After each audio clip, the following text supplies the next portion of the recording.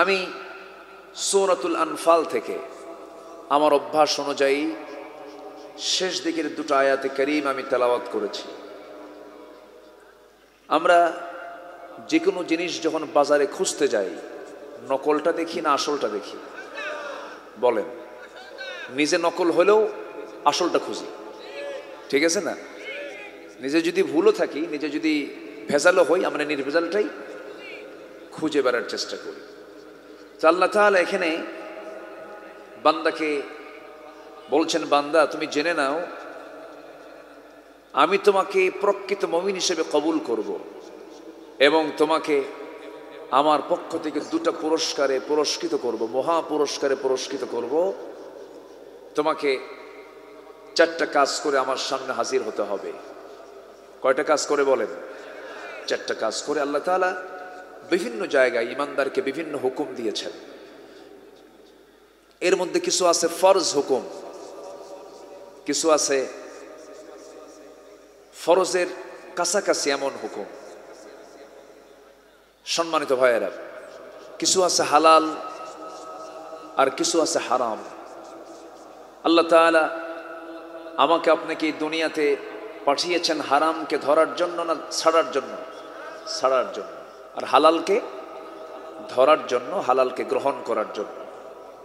এই হালাল হারামের যে সীমারেখা, কোনটা হালাল আর কোনটা হারাম, হালাল হারামের যে সীমারেখা আল্লাহ তাআলা দিয়েছেন যে কিতাবে, সেই কিতাবের সমষ্টি কি বলেন? সেই কিতাবের নাম কি বলেন? আল কোরআন। সেই কোরআন কারীমের আমি 74 এবং 75 এই দুটো আয়াতকে সামনে রেখে কথা বলতে চাচ্ছি। ওমা তাওফীকি ইল্লা বিল্লাহ আলাইহি তাওয়াক্কালতু ওয়া ইলাইহি উনীব। সেই মহান রবের প্রতি পূর্ণ ভরসা রেখে আসুন মূল আলোচনার দিকে সোজা চলে যাচ্ছি। আমাকে সময় দেওয়া যাবে তো নাকি? জোরে বলি ইনশাআল্লাহ, আরো জোরে বলি ইনশাআল্লাহ। আমরা সেই সময় হাজির হয়েছি যে সময় পৃথিবীতে সৎ মানুষের সংখ্যা বেশি না অসৎ মানুষের সংখ্যা বেশি? আচ্ছা, পৃথিবীতে সৎ ব্যবসা বেশি না অসৎ ব্যবসা বেশি? অসৎ ব্যবসার পরিমাণটা বেশি। আমার দেশে অনেক ব্যবসায়ী আছে, এর মাঝে অসৎ ব্যবসায়ী আছে না নাই? মদের ব্যবসা করা তো খুব ভালো কাজ, আসতে বলে। মদের ব্যবসায়ী আছে না নাই? মদ বিক্রি করে পরিবার চালায়, আছে না? আচ্ছা, পতিতাবৃত্তি আছে না নাই? জুয়ার কারবার আছে না নাই? আছে। আল্লাহ এগুলোকে হালাল করেছেন না হারাম করেছেন? শুধু হারাম না বড় ধরনের হারাম? শুধু গুনাহ না বড় গুনাহ? বড় গুনাহ। সম্মানিত ভাইয়েরা, পৃথিবীতে বিশ্বব্যাপী বার্ষিক মদ বিক্রির পরিমাণ হলো $1600 বিলিয়ন। জুয়ার কারবার বিশ্বব্যাপী বার্ষিক প্রায় $400 বিলিয়ন। পতিতাবৃত্তির কারবার বিশ্বব্যাপী বছরে প্রায় $300 বিলিয়ন। এরপর কম্পিউটার গেমস, অবৈধ সোনা কারবারি, চোরা কারবারি, এই সমস্ত কারবারে, অস্ত্র বিজনেস, এই সমস্ত খাতে বিশ্বব্যাপী বার্ষিক বিজনেস হয় প্রায় আরো $200 বিলিয়ন।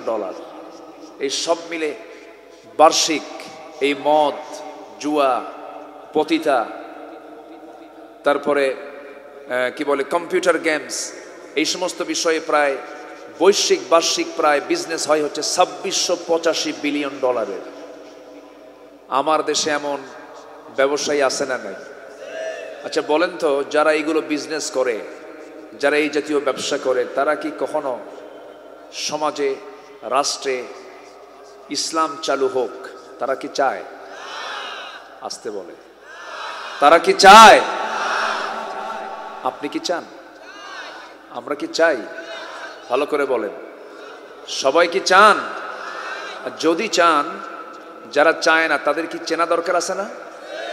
আসতে বলে, তাদেরকে চেনার দরকার আছে না নাই?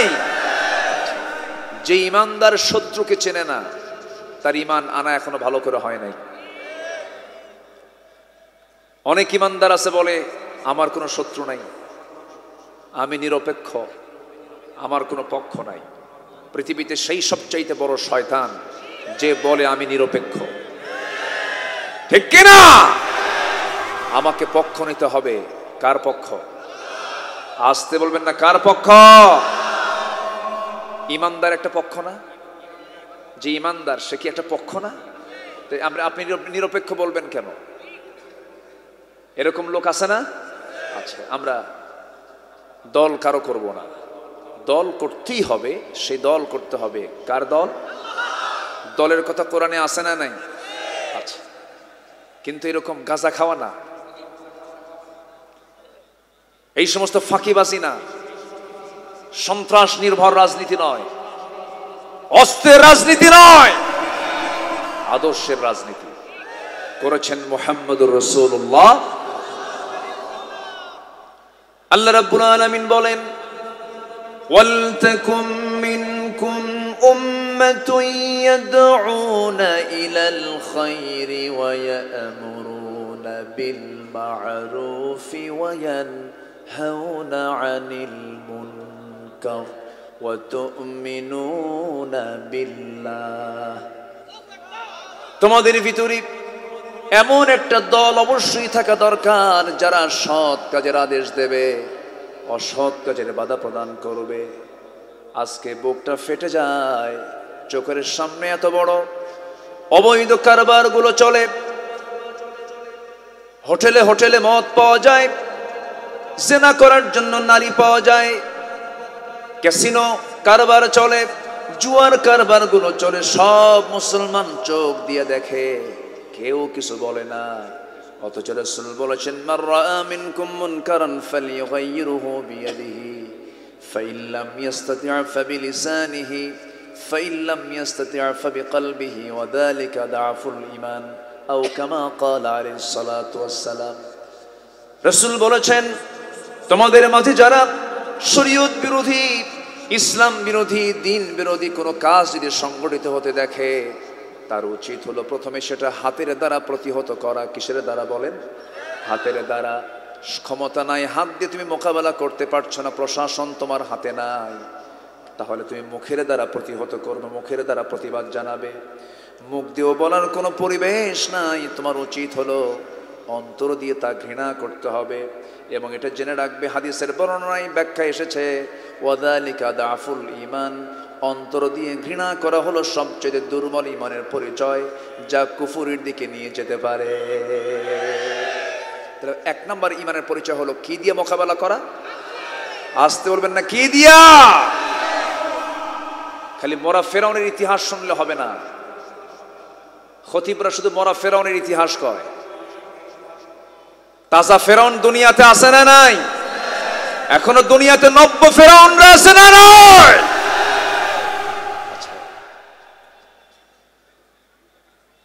যে ফেরাউন মারা গেছে সে ছিল জালিম, এখন তো জালিম লোক নাই।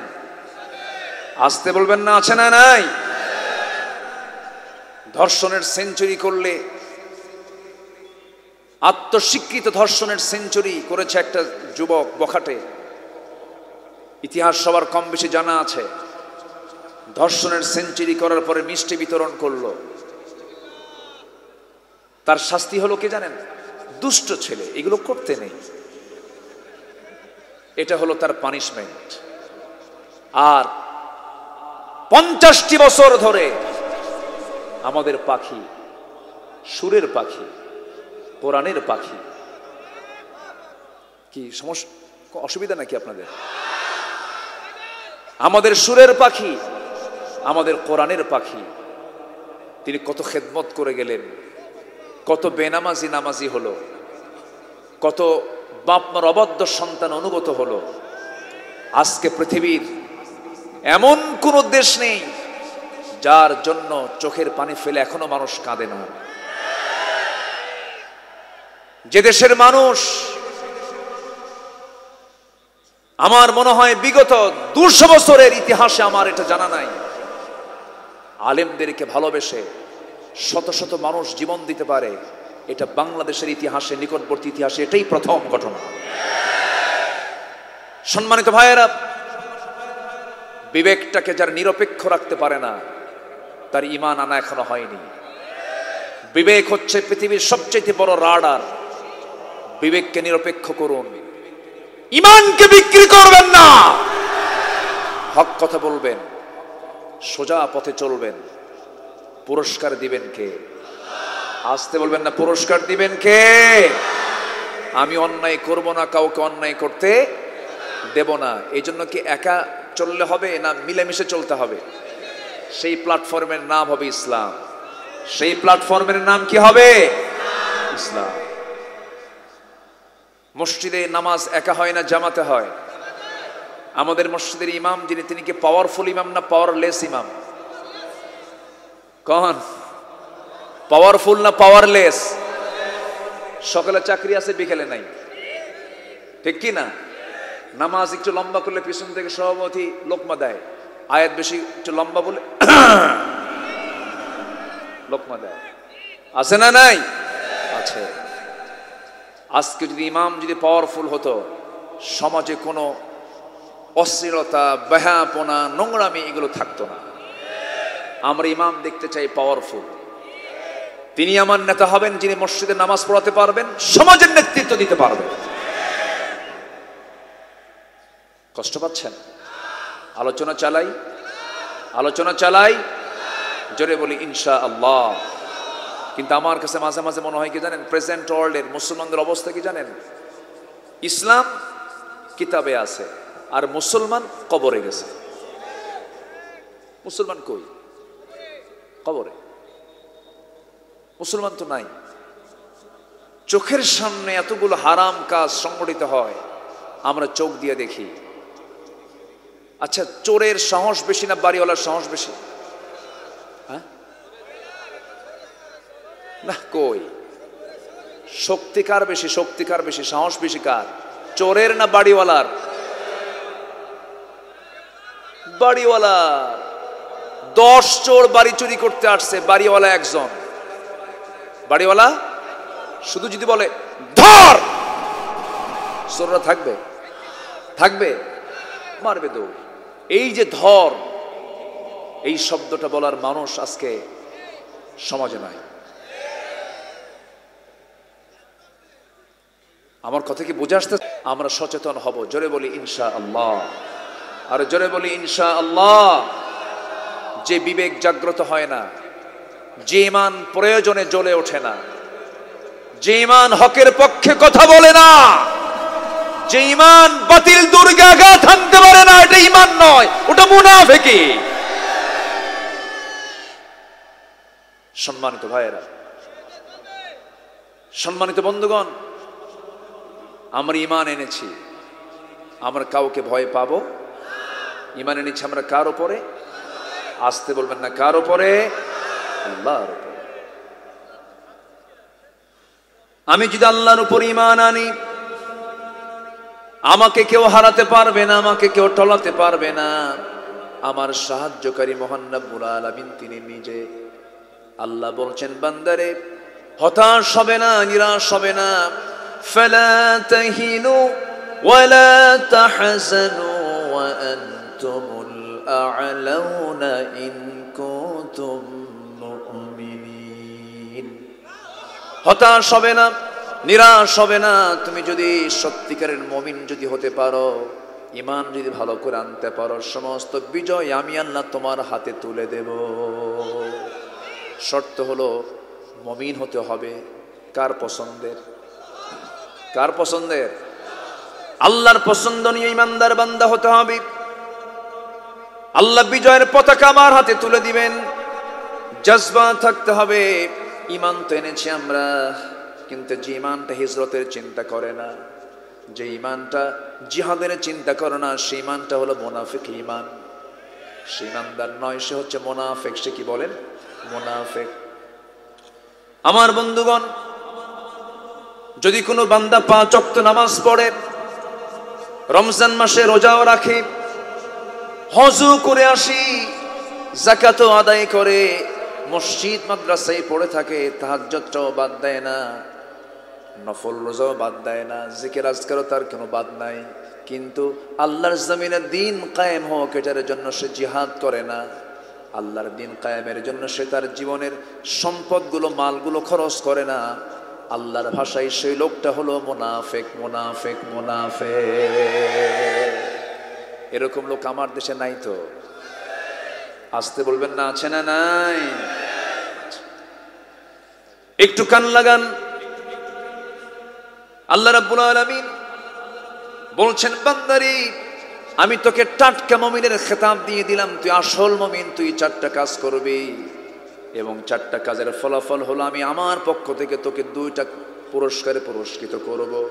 আল্লাহ রাব্বুল আলামিন বলেন, ওয়াল্লাযীনা আমানু ওয়া হাজারু ওয়া জাহাদু ফি সাবিলিল্লাহ ওয়াল্লাযীনা আওয়াউ ওয়া নাসারু والذين آووا ونصروا أولئك هم المؤمنون حقا لهم مغفرة ورزق كريم জোরে বলুন আল্লাহু আকবার।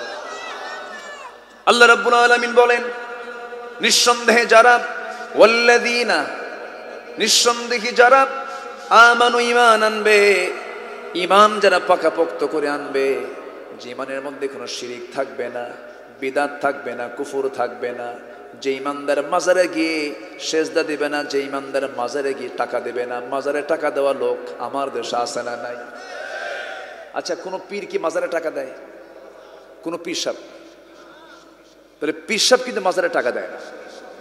আচ্ছা বলেন তো, কোনো হুজুরের বাড়ি কি মিলাদ হয়? তাহলে হুজুরের বাড়ি মিলাদও হয় না, পীর সাহেব গিয়ে মাজারে টাকাও দেয় না। আচ্ছা, কোনো ডাক্তারের বইয়ের কি সিজার লাগে, অপারেশন লাগে? কই, খুব কম লাগে। ডাক্তারের বইয়ের পেটে বাচ্চা, সিজার লাগে না, আমাদের লাগে। কথা বোঝেন নাই? আমার কথা কি বুঝতেছেন কিনা? তাহলে চিকিৎসকের বইয়ের সিজার লাগে না, পীরের মাজারে টাকা দেওয়া লাগে না, হুজুরের বাড়িতে মিলে তো হয় না। তাহলে বুঝে নিতে হবে কিন্তু বিষয়গুলো। আপনি মাজারে দিবেন কেন? টাকা দরকার কি? মরা লোকের না জিন্দা লোকের? টাকা কার দরকার? মরা লোকের না জিন্দা লোকের? জিন্দা লোকের। আপনি ফকিরকে দেন, ওয়া আম্মা সাইলা ফালা তানহার আলাম ইয়াজিদকা ইয়াতীমান ফাআওয়া, ইয়াতীমের দিকে আপনি তাকান। সবচেয়ে বড় বুজুর্গ আব্বা আম্মাকে লক্ষ্য করেন, আব্বা আম্মাকে বেদানা খাওয়ান, আব্বা আম্মাকে একটু আপেল কিনে খাওয়ান, আব্বা আম্মাকে শিশুবেলায় আমাকে আপনাকে যেমন করে লালন পালন করেছে তেমন করে লালন পালন করেন। আসল দোয়া কবুলের যারা মহাজন, যাদের দোয়া আল্লাহর দরবারে ডাইরেক্ট কবুল হয়, সে বাপমার কোনো খবর নাই। খবর হলো নকল বাবার কাছে চলে যায়। আছে না নয়?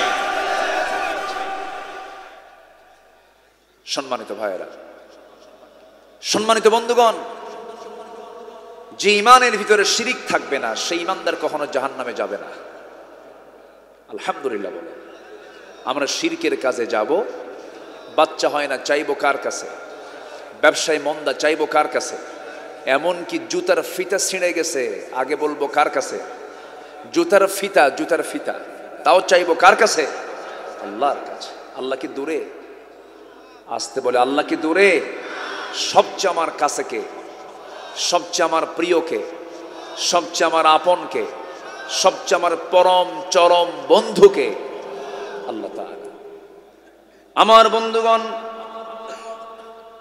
সে আল্লাহর সঙ্গে মোহাব্বত যারা যত গভীর হয়ে যাবে, সে তত বেশি সাকসেস হয়ে যাবে।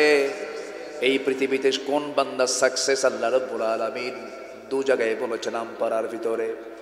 আল্লাহ রাব্বুল আলামিন বলেন, قد أفلح من تزكى وذكر اسم ربه فصلى। আল্লাহ বলছেন ওই সমস্ত বান্দাগুলো সফল যে নফসের শুদ্ধতা আনতে পেরেছে, আল্লাহর জিকির করতে পেরেছে, 5 ওয়াক্ত নামাজ পড়তে পেরেছে। আজকের স্বাধীনতার 53 বছর চলছে, আজকে 17ই ফেব্রুয়ারি পার হয়ে যাচ্ছে, আজকে 53 বছর চলে গেল স্বাধীনতার। 18 কোটি মুসলমানের বাংলাদেশ। দুঃখজনক হলো সত্য, আমার দেশে নামাজি বেশি না বেনামাজি বেশি? সফলতা না ব্যর্থতা? মসজিদ হচ্ছে ঘন ঘন, মডেল মসজিদ দরকার বেশি না মডেল মুসল্লি দরকার বেশি? মডেল মুসল্লি বেশি দরকার। এমন মসজিদ আছে, বিশাল বড় মসজিদ, ফজরের সময় মুয়াজ্জিন আযান দিয়ে ফেলেছে, ফজরের জামাতে মোট 3 জন সংখ্যা মুসল্লি, একজন ইমাম, একজন মুয়াজ্জিন আর একজন খাদেম, আর মুসল্লি নাই। আমি কি ভুল বলতেছি মুরব্বি? এটাই তো অবস্থা। একটা আদর্শ গ্রামের পরিচয় কি? ধরুন এটা কি ভাতকুড়া না ভাতুড়িয়া, এই ভাতুড়িয়া গ্রামের 500 জন এই জায়গায় বাসিন্দা আছেন, 1000 জন বাসিন্দা আছেন, 500 ঘর 1000 ঘর আছে হয়তোবা ধরেন। একটা আদর্শ গ্রামের বৈশিষ্ট্য হলো এই গ্রামের যে মসজিদটা আছে, জোহরের মুসল্লি মসজিদে যত যা হবে তার চাইতে বেশি পরিমাণ হবে ফজরের মুসল্লি। কিন্তু ফজরে তো কোনো মুসল্লি নাই। কেন মুসল্লি নাই? কি জন্য মুসল্লি নাই? মেয়েদেরকে ব্যস্ত রেখেছে, ইন্ডিয়ান চ্যানেলগুলো দিয়া গোটা রাত পাড়ি দিয়ে দেয়, মেয়েরা চ্যানেলগুলো দেখে, আর পুরুষরা বাইরে আড্ডা মারতে মারতে রাত 1টা বেজে যায়, 2টা বেজে যায়, ফজরের আগ দিয়ে ঘুমাতে যায়। ফজর কাজা গেল। যার দিনটা ফজর কাজা দিয়ে শুরু হয় সেই দিনের মধ্যে কোনো বরকত আছে নাকি? বরিকালি উম্মতি ফি বুকুরিহা, আমার উম্মতের বরকতময় সময় হলো সকালবেলা।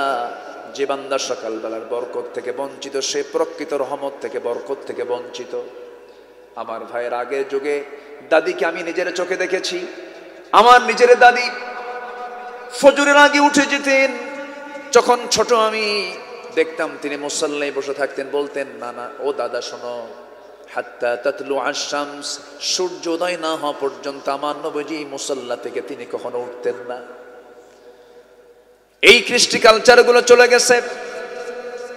ফরকানিয়া মাদ্রাসা বন্ধ হয়ে চালু হয়ে গেছে কেজি স্কুল, ঠিক কিনা? গ্রামে গ্রামে কোরআন তেলাওয়াতের যে একটা পরিবেশ ছিল, সেই পরিবেশগুলো বাদ পড়ে গেছে। সিলেবাসের মধ্যে আমূল পরিবর্তন এনেছে। আমরা জানি আমাদের জন্ম হলো পুরুষ এবং নারী থেকে, মেল এবং ফিমেল থেকে, কিন্তু এর পাশাপাশি এখন মেল, ফিমেল এবং ট্রান্সজেন্ডার ঢুকানো হয়েছে। ট্রান্সজেন্ডার মানে হলো রহিম রহিমা হবে, করিম করিমা হবে, হাবিব হাবিবা হবে, শরীফ শরীফা হবে।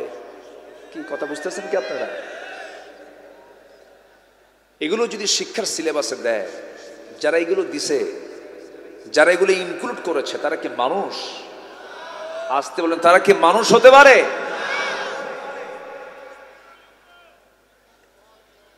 মানুষের বংশ বিস্তার হয় হলো নারী এবং পুরুষের মধ্য দিয়া। আল্লাহ তাআলা আদম এবং হাওয়াকে সৃষ্টির মধ্য দিয়ে মানব সৃষ্টি শুরু করেছেন। এর মাঝে কি ট্রান্সজেন্ডার আছে? আজ তো ট্রান্সজেন্ডার আছে। এই ট্রান্সজেন্ডার থেকে কি কোনো মানব শিশুর জন্ম হওয়ার সম্ভাবনা আছে? নাই। তাহলে এটা কেন?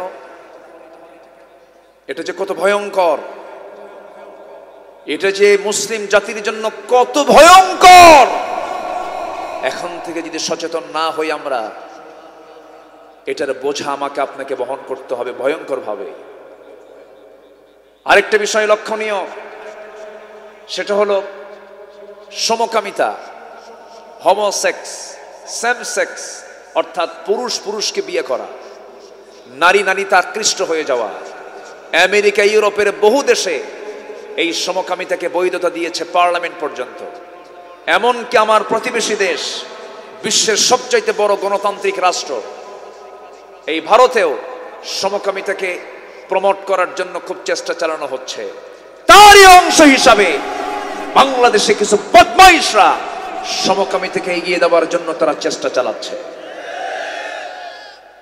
সম্মানিত ভাইয়েরা, এই সমকামিতার একটা ঘৃণ্য ইতিহাস আছে। কওমে লূতের নাম শুনেছেন সবাই। সাইয়্যিদিনা লূত আলাইহিস সালাতু ওয়াস সালাম আজ থেকে 5000 বছর আগে তার জনপদ ছিল হলো বর্তমান পৃথিবীর জর্দান নামক একটা দেশ আছে, জর্দান। সেই জর্দানের ডেড সি এলাকা, অর্থাৎ মৃত সাগর যাকে বলা হয়, ফি আদনাল আরদ, বর্তমান পৃথিবীর সবচাইতে নিম্নাঞ্চল, সবচেয়ে নিচের এলাকা। এটা নিচু ছিল না, আল্লাহ তাআলা নিচু করে দিয়েছেন। কেমন করে? ওই জাতিটার একটা বদভ্যাস ছিল, সেটা হলো সমকামিতা। পুরুষ পুরুষে জেনা করতো তারা, নারীতে নারীতে জেনা করতো তারা, এবং এটাকে উৎসাহ দিত তারা। এই জন্য আল্লাহ তাআলা সে কওমে লূতকে একসঙ্গে সেখান থেকে তুলে শূন্যে উপরে উঠায়া এমন একটা আছাড় মেরেছেন, মাটির সঙ্গে গেড়ে দিয়ে মাটিকে নিচের দিকে দাবিয়ে দিয়ে এদেরকে শেষ করে দিয়েছেন। সেই অভিশপ্ত কওমে লূতকে আল্লাহ তাআলা শেষ করে দিয়েছেন এই সমকামিতার অপরাধের জন্য। সেই সমকামিতাকে যারা প্রমোট করতে চায় তারা জাতির চরম দুশমন তারা। এই ব্যাপারে আমার একজনের কথা খুব ভালো লেগেছে। যদিও তিনি ভারতীয় বংশোদ্ভূত, প্রেজেন্ট ওয়ার্ল্ডের একটা অন্যতম পরাশক্তি, ইউনাইটেড কিংডম, অর্থাৎ ব্রিটিশ প্রধানমন্ত্রী ঋষি সোনাক, তিনি বলেছেন সমকামিতাকে নিয়ে, তিনি বলেছেন a man is a man, a woman is a woman, that's just a common sense. একটা পুরুষ একটা পুরুষ, একটা নারী একটা নারী, এটা বোঝার জন্য বুদ্ধিজীবী হওয়া লাগে না, কমন সেন্সই যথেষ্ট। আমার বন্ধুগণ, আমার দেশের শিক্ষা সিলেবাসে বলুন তো আমরা কি ফিলিস্তিনের না ইসরায়েলের? আমরা কার পক্ষে কথা বলবো? আমরা কি ইসরায়েলের পক্ষে কথা বলবো না ফিলিস্তিনের পক্ষে কথা বলবো? আমাদের বন্ধু কারা? আরো জোরে বলেন। ফিলিস্তিন হচ্ছে আমাদের বন্ধু। সেই বন্ধুর দেশের মানচিত্র ক্লাস 10 সিলেবাসে না দিয়া ইসরায়েলের মানচিত্র কেন সিলেবাসের মধ্যে ঢোকানো হয়? এই সমস্ত অন্যায়ের প্রতিবাদ করার দরকার আছে না নাই? রাজি আছেন কারা কারা? হাত উঁচু করে দেখান মুসলমান।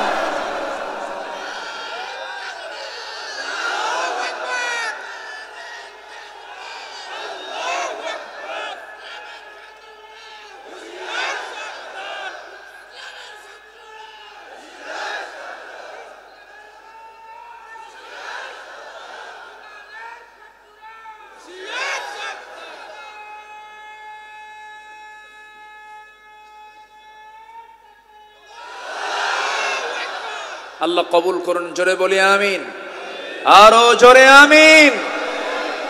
আমরা ঘুমোতে যাই আজান শুনে, ঘুম থেকে উঠে আজান শুনে। 4.5 লক্ষ মসজিদের দেশ বাংলাদেশ, লক্ষ লক্ষ আলেম হাফেজের দেশ বাংলাদেশ, শহীদ তিতুর বাংলাদেশ, খান জাহানের বাংলাদেশ, শাহজালালের বাংলাদেশ, শাহপরানের বাংলাদেশে কোরআন সুন্নাহ বিরোধী কোন ষড়যন্ত্র আমরা বাস্তবায়ন হতে দেব না, দেব না, দেব না। প্রয়োজনে বুকের তাজা রক্ত ঢেলে দিতে রাজি আছেন কারা কারা? হাত উঁচু করে দেখান।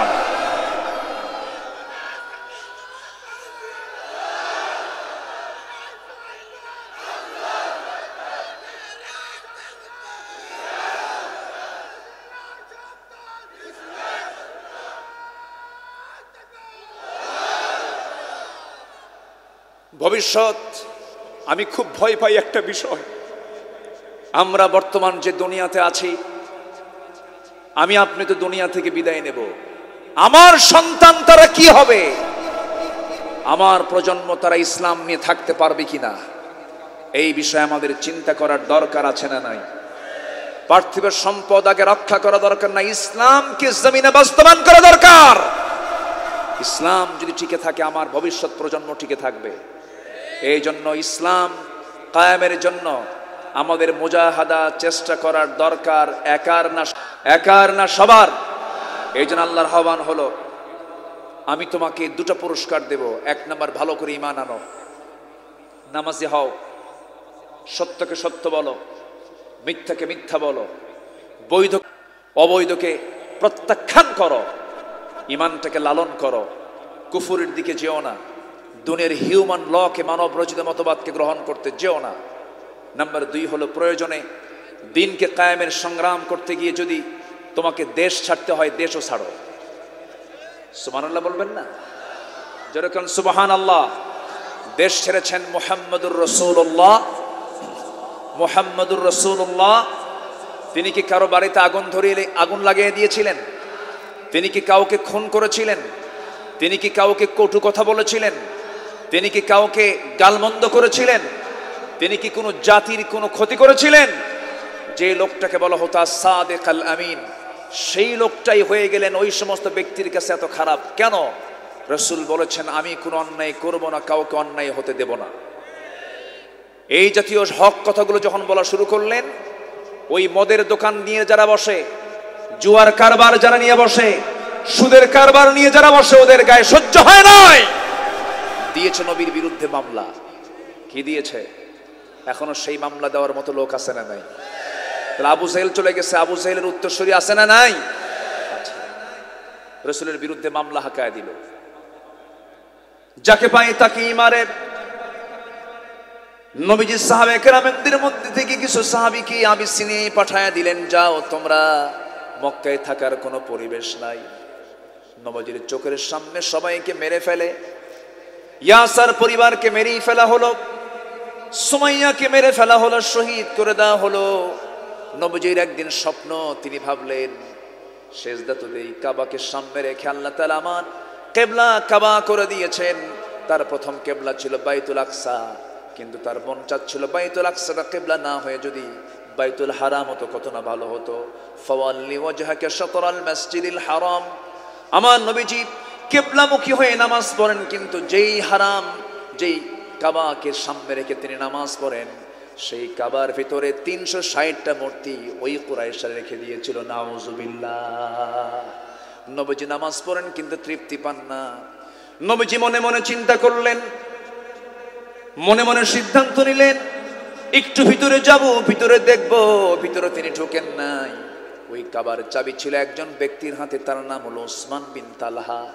মাথায় একটু নিয়ে রাখবেন, কথাগুলো মনে মনে একটু মাথায় লালন করবেন। আমি কি আলোচনা করব? ওসমান বিন তালহা রাদিয়াল্লাহু তাআলা আনহু, সেই সময় তো তিনি ইসলাম কবুল করেন নাই। আবু জাহেলের ধ্বজাধারী লোক ছিলেন তিনি। ওসমান বিন তালহার হাতে হলো কাবার চাবি। আমার রাসূল আসতে গিয়ে বললেন, ওরে ওসমান, আমি হলাম মুহাম্মদ সাল্লাল্লাহু আলাইহি ওয়াসাল্লাম, তোমার কাছে আমার একটা আরজি। সে আরজিটা হলো, তুমি যদি আমাকে কাবার চাবিটা দিতাম, আমি তৃপ্তি ভরে ভিতরে ঢুকে একটু সেজদা দিয়ে ধন্য করতাম আমার আল্লাহকে। আমার বন্ধুগণ, আমরা নামাজ পড়ি কোন দিক হয়ে? বলেন বলেন, কোন দিক হয়ে? পশ্চিম দিক। সবাইকে পশ্চিম দিক হয়ে নামাজ পড়ে নাকি? কেউ পরে উত্তর দিক হয়ে, কেউ পরে দক্ষিণ দিক হয়ে, কেউ পরে পূর্ব দিক হয়ে। আমার বন্ধুগণ, সব দিকেই কিবলা। যারা কাবা শরীফের পশ্চিমে থাকে তাদের কিবলা হলো পূর্বে, যারা উত্তরে থাকে তাদের কিবলা হলো দক্ষিণে, যারা দক্ষিণে থাকে তাদের কিবলা হলো উত্তরে, যারা পশ্চিমে, যারা পূর্বে থাকে তাদের কিবলা হলো পশ্চিমে। আমাদের কিবলা কোন দিকে? পশ্চিমে। কিন্তু কোন ব্যক্তি যদি কাবার ভিতরে ঢুকে যায়, তখন তার কিবলা কোন দিকে? বলেন। আমার জীবনে বড় একটা শখ, আমি জীবনে বহু জায়গায় গিয়েছি, আমার বড় একটা শখ, সেটা হলো, আল্লাহ তুমি আমাকে জীবনে অন্তত একটা বার ওই তোমার প্রথম ঘরের ভিতরে ঢোকার সুযোগটা করে দিও। কেউ তো জোরে আমিন বললেন। বহুবার চান্স নিয়েছি, এদিক সেদিক বহু তদবির করছি, কিন্তু কাম এখনো হয়নি। একটু দোয়া করবেন। যারা হজে গেছেন, সব জিনিস দেখতে পুরাতন মনে হয়, কিন্তু ওই কালো কাপড়ে মোড়ানো কাবার দিকে আপনি যতবার তাকাবেন মনে হয় আমি নতুন কিছু দেখছি।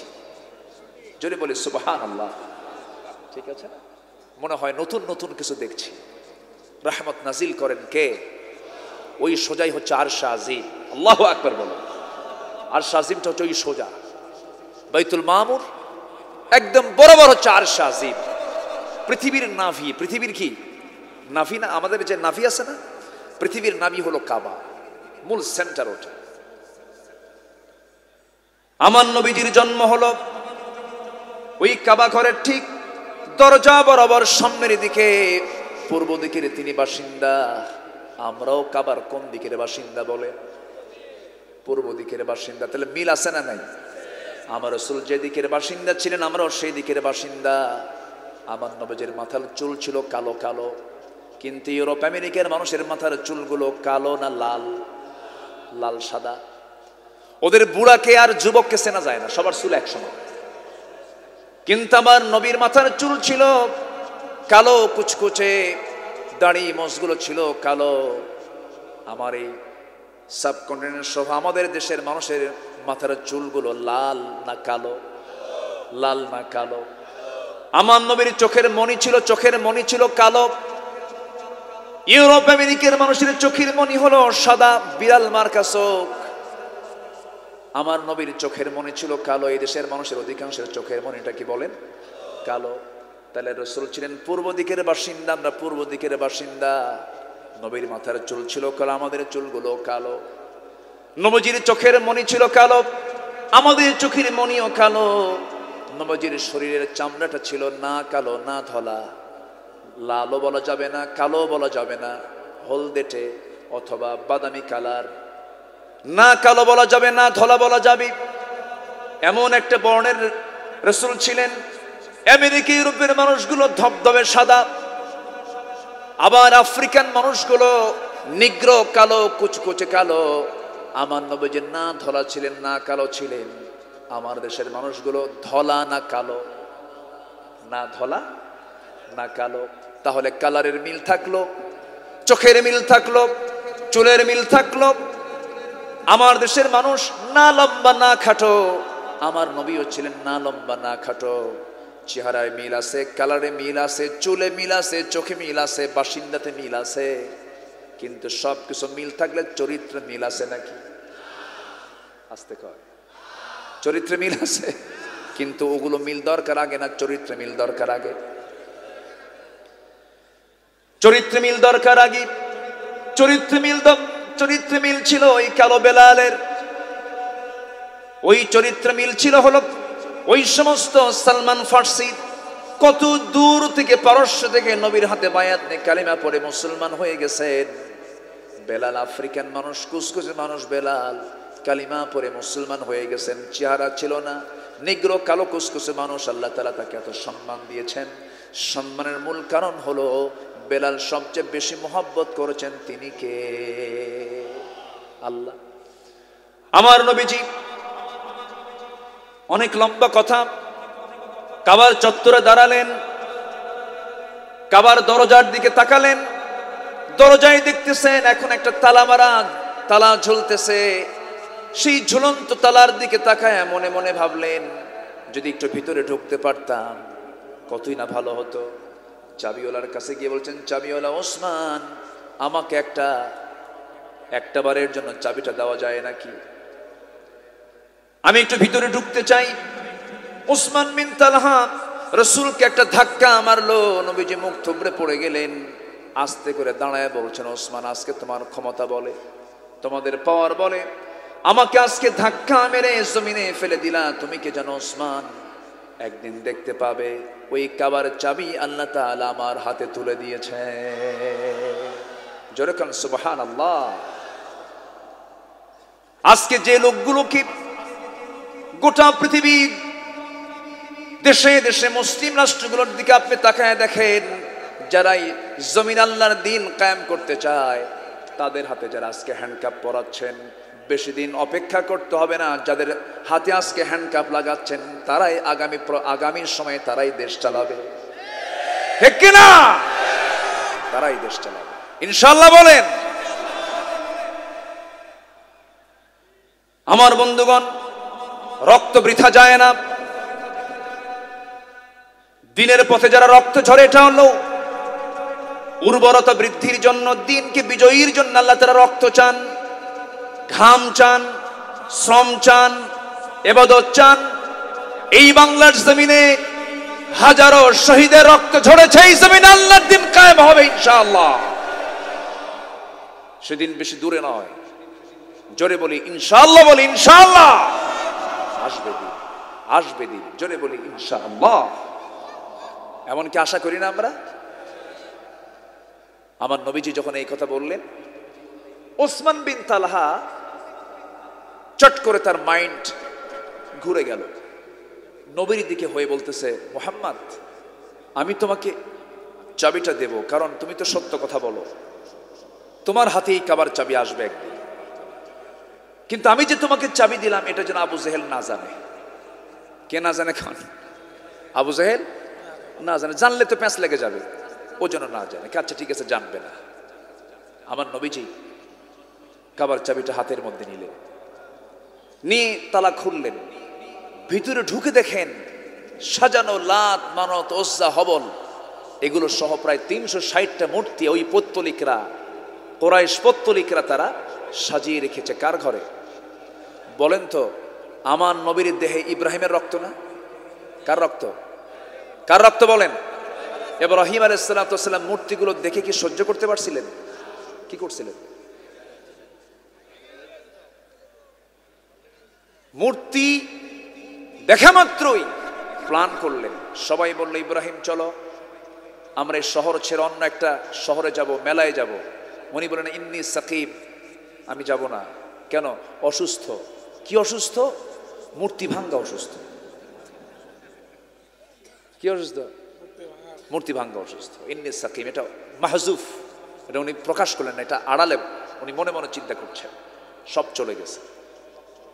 ঢুকছেন উনি মূর্তির ঘরে, মেলাগুলো মূর্তি, হাতে নিচ্ছেন একটা কুড়াল, কুড়াল নিয়ে সবগুলোর মাথা সাইজ করে বড়টার সামনে এসে বলতেছে যে এতগুলো ভাঙলাম, তুই কথা কস না কেন? বড়টার গলায় ঝোলায় দিয়ে বলে আসলেন, তোর যখন বান্দার এসে বলবে ভাঙছে কি, তুই বলবি ইব্রাহিম, তুই বলবি ইব্রাহিম। আল্লাহু আকবার বলবেন না? অথচ তার বাপ ছিল একজন কি মূর্তি বানাতো, সে মূর্তির কারিগর, মূর্তি তৈরি করত, মূর্তি বানায়া মূর্তিগুলো বাজারে বিক্রি করত। তার ছেলে হচ্ছেন ইব্রাহিম। আল্লাহু আকবার বলে। মূর্তি পূজকের ছেলে ইব্রাহিম মূর্তির বিরুদ্ধে কথা বলে, আর ইব্রাহিমের সন্তানরা আজকে মূর্তির পক্ষে কথা বলে। আবার ভুল বুঝবেন না যে হুজুর তো আজকে মূর্তির কথা বলে গেছে, যত আশেপাশে মন্দির আছে সব ভেঙ্গে সোজা। এই যে ক্যামেরা ট্যামেরা তো আছে, বোঝেন না কে কোন দিক দিয়ে কোন প্যাঁচের কথা বলে। আমি কিন্তু আবার এই কথা বলতে আসিনি। হিন্দু ভাইয়েরা যে মূর্তির পূজা করেন তাদের মন্দির আমরা পাহারা দেব, ঠিক কিনা? কিন্তু মুসলমান কখনো ওই সমস্ত শিরকের কাজে যেতে পারে। আজকে মুসলমান বড় বড় কপাল, আজকে মুসলমান শিরকের সাগরে আজকে হাবুডুবু খাচ্ছে। ইব্রাহিম আলাইহিস সালাম কঠিন পরীক্ষার সম্মুখীন হলেন। এই শিরকের বিরুদ্ধে কথা বলার কারণে শেষ পর্যন্ত তাকে নিক্ষেপ করা হলো। কোথায়? কোথায় নিক্ষেপ করা হয়েছিল? উনি কি কারোর সামনে মাথা নত করেছেন? কারোর সামনে মাথা নত করেছেন? সাহায্য করেছেন কে? আল্লাহ তাআলা। উনি জীবনে 3টা মিথ্যার আশ্রয় নিয়েছিলেন, হেকমতপূর্ণ। এটা মিথ্যা না, তিনি একটু কৌশলে হেকমত খাটায় কথা বলেছিলেন। নাম্বার 1 হলো, তাকে যখন বলা হলো চলো, উনি বলেন আমি অসুস্থ। নাম্বার 2 হলো, যখন বলা হয়েছিল সব ফেরত আসার পর নমরুদরা এসে যখন বলল ভাঙছে কে বলো তো, তখন সাইয়েদনা ইব্রাহিম বলেছিলেন ভাঙছে কে, এই প্রশ্ন আমাকে না করে তোমাদের রবকে প্রশ্ন করো। এই আর নাম্বার 3 হলো, তিনি আরেকটা জায়গায় তিনি হেকমতপূর্ণ মিথ্যা কথা বলেছিলেন, হেকমতপূর্ণ কথা বলেছিলেন। সেটা হলো যখন তিনি তার স্ত্রী সারা আলাইহিস সালাতু ওয়াস সালামকে সাথে নিয়ে হিজরত করতেছিলেন। ওয়াল্লাযীনা আমানু ওয়া হাজারু, হিজরতের পথে এক জালিম বাদশা তার স্ত্রীকে ধরে ফেলল। ওই বাদশার চরিত্র হলো কোন নারীকে পেলেই সে জোর করে ধরে নিয়ে তাকে ধর্ষণ করত। তো সারা আলাইহিস সালাতু ওয়াস সালাম তো নবীর বউ, নবীর বউ কি স্পর্শ করার ক্ষমতা আছে? আসতে ক্ষমতা আছে? ক্ষমতা নাই। যখন তাকে ধরে নিয়ে চলে যাচ্ছে সেই সময় প্রশ্ন করা হয়েছিল, ইব্রাহিম এই মহিলার পরিচয় কি? তখন তিনি ভাবছিলেন যে বইয়ের কথা বললে তো আগে ভাগে নিয়ে যাবে। তখন তিনি বললেন যে এটা আমার বোন হয়। এটা আমার কি হয়? বউ। বউকে কি বলে ফেলছেন? বোন বলে ফেলছেন। তবে হ্যাঁ, শরীয়তের দৃষ্টিতে ইন্নামাল মুমিনুনা ইখওয়া, প্রত্যেক মমিন মমিন সব কি ভাই ভাই। এটা কে বলে দিয়েছেন? আল্লাহ বলে দিয়েছেন। কিন্তু এরপরেও তিনি হিকমতপূর্ণ কথা বলেছেন, কিন্তু এরপরেও কোনো কাজ হলো না। রাজার লোকজন স্যার আলাইহিস সালাতুয়াসসালামকে ধরে নিয়ে চলে গেছে। ধরে নিয়ে যাওয়ার পর তার যে অবৈধ অপকর্ম, যখন তার দিকে জেনার উদ্দেশ্য যখন আগিয়ে যাচ্ছিল, তখন তার 4 হাত পা অবশ হয়ে গেল। 2-3 দিন চেষ্টা করেও সে তার দিকে এগুতে পারল না। শেষ পর্যন্ত সেই জালিম রাজা বলল যে এই দরবার আরেকজন নারী আছে, সেই নারীর কাছে আমি যেতে পারি না। সারা, আমি তোমাকেও মুক্ত করলাম এবং তোমার সাথে ওই মহিলাকেও দিয়ে দিলাম।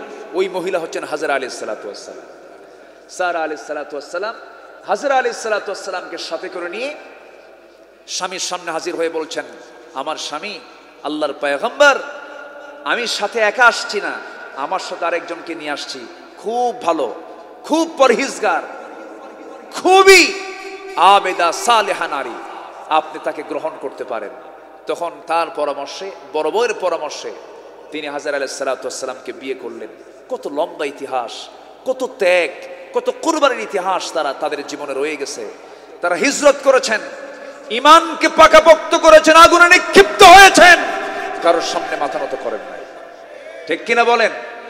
আমরা ইমান এনেছি, ইমান নিয়ে আমরা টিকে থাকবো। জোরে বলি ইনশাআল্লাহ, আরো জোরে বলি ইনশাআল্লাহ। সেই নবীর দেহে ইব্রাহিমের রক্ত, বলেন তো ওই মূর্তি দেখে কি তার মাথা ঠিক থাকার কথা? কিন্তু আমার নবীজি করলেন কি? আমার নবীজি মূর্তির দিকে তাকালেন, মনে মনে ভাবলেন ভেঙ্গে সব চুরমার করে আল্লাহর ঘরকে পবিত্র করে ফেলবো, সব ভেঙ্গে বের করে ফেলবো। কিন্তু পারলেন না, কারণ ওই মক্কা নগরের নগর পিতা সিটি মেয়র হলো আবু জেহেল। সিটি মেয়রকে আবু জেহেল। আবু জেহেলের হাতে র‍্যাব সিটা কোবরা, আবু জেহেলের হাতে সমস্ত পাওয়ার, সমস্ত ক্ষমতা। আবু জেহেল ক্ষমতায় আছে, রাসূল তো ক্ষমতায় নাই। তিনি যেগুলো ভেঙ্গে চলেছে সব বের করে দিবেন, আল্লাহর ঘরকে তিনি পবিত্র করে ফেলবেন, কিন্তু সেই ক্ষমতা তার নাই। তিনি পারলেন না। আস্তে করে তিনি মুখ ঘোরায় চলে আসলেন, কারণ তার কাছে ক্ষমতা নাই, তার কাছে পাওয়ার নাই। নবীজি মক্কার 13 বছর আল্লাহর ঘরের ভেতরে মূর্তি থাকা অবস্থায় তিনি সেজদা দিতে বাধ্য হয়েছেন, কারণ ক্ষমতা তার কাছে ছিল না। কিন্তু আল্লাহর কাছে পরক্ষণে তিনি আল্লাহর কাছে দোয়া করলেন। কি দোয়া? সবাই বলেন, ও কুর রাব্বি আদখিলনি মুদখালা সিদকিন ওয়া আখরিজনি মুখরাজা সিদকিন ওয়াজআলনি মিন লাদুনকা সুলতানান নাসীরা। আল্লাহ, তুমি আমাকে রাষ্ট্র ক্ষমতা দিয়ে দাও। আমার নবীজি মক্কায় টিকতে পারলেন না। শেষমেশ নবীর বিরুদ্ধে মামলা হলো, হত্যার হুলিয়া জারি হয়ে গেল, যেখানে পাবে মুহাম্মদকে মেরে ফেলবা। আমার নবীজি দিনের আলোতে পারলেন না, রাতের আধারে লুকোচুরি করে ঘর থেকে বের হয়ে গেলেন। একটা গুহার ভিতরে 3টা রাত 3টা দিন অপেক্ষা করলেন। বিশ্বনবীর সেই গুহার ভিতরে আল্লাহ পাক আমাকে বারবার যাওয়ার সুযোগ করে দিয়েছেন। দুর্গম সেই গুহার ভিতরে আমার নবীজি 3 দিন 3 রাত কাটালেন, যেখানে বালিশ নাই, চাদর নাই, কাঁথা নাই, কিচ্ছু নাই। কেন, কি জন্য? অন্য কোনো কারণ নয়। তিনি বলেছেন, সমাজের মধ্যে কোনো ইসলাম বিরোধী কাজ হতে দেব না। এই জমিনে থাকতে হবে কার বিধান? আসতে বলবেন না, কার বিধান? আল্লাহর বিধান। আমার নবীজির মতো মানুষ, মহামানব, নিজের বাড়িতে থাকতে পারলেন না, হিজরত করতে বাধ্য হলেন। হিজরত করে মদিনার দিকে রওনা দিলেন। বেশি দিন লাগলো না, মাত্র 1টা বছর যেতে না যেতে নবীর ইসলামকে, নবীর শিশু ইসলামকে দুনিয়া থেকে চিরতরে নিশ্চিহ্ন করার জন্য মদিনায় বসেছিল 3টা গোত্র, ইহুদি গোত্র, বনু নাজির, বনু কুরাইজা, বনু কাইনুকা। এই ইহুদির বাচ্চারা আজও আছে না নাই? আছে না নাই? নবীর মদিনার আশেপাশে ইহুদিদের বসবাস ছিল। আর এখন ইহুদির বসবাস কোথায়? বাইতুল আকসার আশপাশে। ওদের কোনো ভূখণ্ড ছিল না, নির্দিষ্ট কোনো ভূখণ্ড ছিল না। ওদেরকে অবৈধভাবে সেকেন্ড ওয়ার্ল্ড ওয়ারের পর, দ্বিতীয় বিশ্বযুদ্ধের পরে, যখন এডলফ হিটলার এট এ টাইম গ্যাস চেম্বারে তুলে 60 লক্ষ ইহুদিকে একদিনে মারছে। কত লক্ষ? 60 লক্ষ ইহুদিকে একদিনে তুলে গ্যাস চেম্বারে তুলে মেরে ফেলছে। এডলফ হিটলার, খ্রিস্টান ছিল, জার্মানির লিডার। এডলফ হিটলার 60 লাখ ইহুদিকে মারার পর এরা পৃথিবীর বিভিন্ন জায়গায় ছড়িয়ে ছিটিয়ে ছিল, সবগুলোকে এক জায়গায় করে তৎকালীন ওই পরাশক্তিগুলো এক জায়গায় হয়ে তারা বলল যে এদেরকে একটা নির্দিষ্ট আবাসন কিছুদিনের জন্য তাদেরকে রাখা হোক, মানে জাস্ট ভাড়াটিয়া। ভাড়াটিয়া মানে কি, এখন আসি এরপর আমরা চলে আসব, আর থাকবো না। এই শর্তে তারা করলো কি, ইসরায়েলের ওই জায়গায় এসে তারা বসতি করলো। ফিলিস্তিনের কিছু ভূখণ্ডে তারা জায়গা নিল। আজকে তাদের জায়নামাজ এত বড় বানাইছে, এখন ফিলিস্তিনি নাই। তারা এমন ভাবে তাদের কার্পেট বিছায় ফেলেছে, মুসলিম ভূখণ্ড এখন ছোট হয়ে গেছে, ভাড়াটিয়া হয়ে গেছে এখন বাড়িওয়ালা। সম্মানিত ভাইয়েরা, সম্মানিত বন্ধুগণ, বর্তমান পৃথিবীতে মুসলমানদের সবচাইতে বেশি দুশ্মনী করছে কারা বলেন? 1 নাম্বার কারা বলেন? আরো জোরে, আরো জোরে। ইহুদিরা। সেই ইহুদির কিছু বন্ধু বান্ধব আমার দেশেও আছে না নাই? আসতে বলবেন না, আছে না নাই? যাদের কাছে ইহুদি ভালো লাগে, যাদের কাছে খ্রিস্টান ভালো লাগে, ভাবতে হবে এরা সবগুলো ইহুদি খ্রিস্টানদের পা চাটা গোলাম। আমার নবীজি মদিনায় গেলেন, ইহুদিরা বিভিন্ন প্যাঁচ লাগায় ফেললো। 1 বছরে তারা প্যাঁচটাকে শক্ত বানায় ফেললো, টাইট বানায় ফেললো। কি করলো? কুরাইশদের সঙ্গে যোগ সাজস কইরা যুদ্ধের মুখোমুখি করে দিল রাসূলের সাথে কুরাইশদের। আমার নবীজিও কুরাইশ, ওরাও কুরাইশ। কুরাইশরা রমজান মাসে, কোন মাসে বলেন? রমজান মাসে চলে আসলো সেই মক্কা থেকে 350 মাইল অতিক্রম করে বদর নামক প্রান্তরে। কি করবে? আল্লাহর দ্বীনকে তারা নিভিয়ে দেবার জন্য আসতেছে। রাসূল ঈমান এনে সাহাবে কেরামকে সাথে নিয়ে হিজরত করে মদিনায় আসলেন। ওয়াল্লাযীনা আমানু ওয়াহাজারু ওয়াজাহাদু, যারা জিহাদ করবে কার পথে? আল্লাহর পথে। আমি কি দোয়া করে দেব? এই 2-1 করে যে ওঠে, যে